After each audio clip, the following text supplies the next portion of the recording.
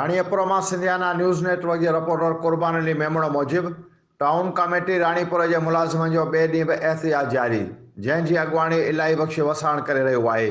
हिननि चयो त एहतिजाज राणीपुर टाउन मुलाज़िमन तरफां एडमिनिस्ट्रेटर ऐं टीएमओ ख़िलाफ़ हिकु दफ़ो ॿीहर एहतिजाज शुरू कयो वियो आहे। टाउन मुलाज़िमन जो चवणु आहे त असांखे एहतिजाज करण खां धमकाए रहियो आहे।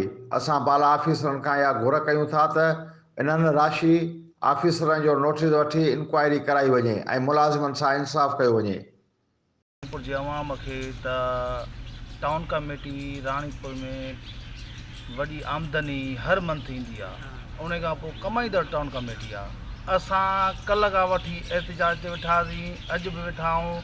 असां सां कंहिं बि नुमाइंदे राब्तो न आहे कयो, न कंहिं चूंडियल नुमाइंदे। अफ़सोस दादो चवणो पवे त छा तव्हां इन्हनि सां चोरीअ में मुलवस आहियो? असांखे एतिरो न खोलियो वञे जो तव्हांजा कारा करतूत चिटा कयूं।